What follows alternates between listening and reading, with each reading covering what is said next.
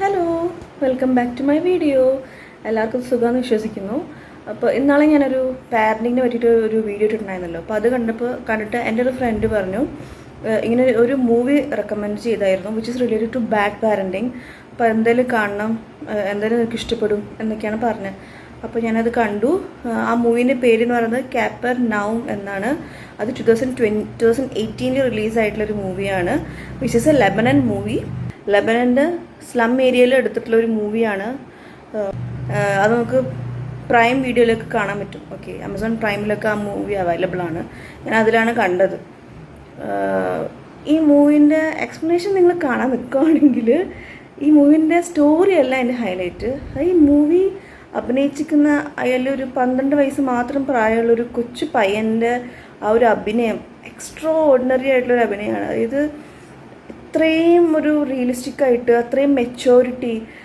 Story എന്ന് പറയുന്നത് ഈ കുട്ടി ഒരു ബാഡ് പാരൻറ്റിൻ്റെ വിക്റ്റിമാണ്. അതായത് ഈ ഭാര്യയും ഭർത്താവിനും കുട്ടികൾക്ക് ചെലവിന് കൊടുക്കാനോ ഫുഡ് കൊടുക്കാനോ ഷെൽട്ടർ, എഡ്യൂക്കേഷൻ, നത്തിങ്, അവർക്കൊന്നും കൊടുക്കാൻ പറ്റാന്ന് ഇവരിങ്ങനെ കുട്ടികളെ ഉണ്ടാക്കിക്കൊണ്ടേയിരിക്കും. ഓക്കെ, അപ്പോൾ ഈ ഉണ്ടാകുന്ന കുട്ടികളൊക്കെ സഫർ ചെയ്യാണ്. ഫുഡില്ലാണ്ടും ഷുഗർ ആൻഡ് ഐസൊക്കെ കഴിച്ചിട്ടാണ് ഇവർ ജീവിക്കുന്നതും. എഡ്യൂക്കേഷൻ ഇല്ല. അപ്പോൾ ഇവർ പല ജോലികളും ചെയ്യുന്നുണ്ട്.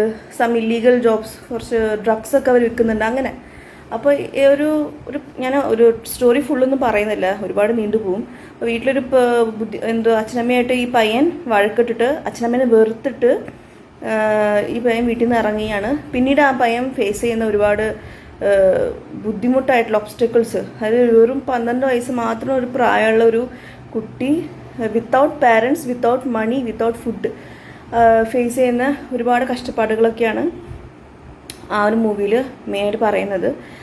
ആ കൊച്ചു പയ്യൻ്റെ ഫേസ് ഉണ്ടല്ലോ, ഓ മൈ ഗോഡ്, എന്തൊരു മെച്യൂരിറ്റിയാണ്. അതായത് ആ ഫേസ് കാണുമ്പോൾ തന്നെ അറിയാം അത്രമാത്രം ലൈഫിൽ സഫർ ചെയ്ത് ഹോപ്പ് നഷ്ടപ്പെട്ട് അത്രയും മരവിച്ചൊരു മനസ്സിൻ്റെ ആ ഒരു റിഫ്ലക്ഷൻ ആ കുട്ടിയുടെ ഫേസിലുണ്ട്. ഇത് കണ്ടിട്ട് ഞാൻ ഈ മൂവി ഒരു 2-3 വട്ടം ഞാൻ ഈ മൂവി കണ്ടു. ഇത് കണ്ട സമയത്ത് എനിക്ക് വീണ്ടും വീണ്ടും ഈ മൂവി മാത്രമായിരുന്നു എൻ്റെ തലയിൽ. ബിക്കോസ് അത്രയും വൈഷോ അവരങ്ങനെ ആ കുട്ടി അനുഭവിച്ച സഫറിങ്സും പല സ്ഥലങ്ങളും നമ്മൾ കരഞ്ഞു പോകും. അത്രയും ഹാർട്ട് ടച്ചിങ് ആയിട്ടുള്ള വീഡിയോ ഇതാണ്. സോ അത്രയേ ഉള്ളൂ. അപ്പോൾ ഈ മൂവി നിങ്ങളെല്ലാവരും ഒന്ന് കണ്ടു നോക്കണം. എന്നിട്ട് എങ്ങനെ ഉണ്ടായിരുന്നു എന്നുള്ളത് നിങ്ങൾ കമൻറ്റ് സെക്ഷനിലോ ഓർ പേഴ്സണൽ DM-ലോ ആയിട്ടൊന്ന് പറയുക. ഓക്കെ, സോ അടുത്ത വീഡിയോ ആയിട്ട് വരും വരെ ടാറ്റാ.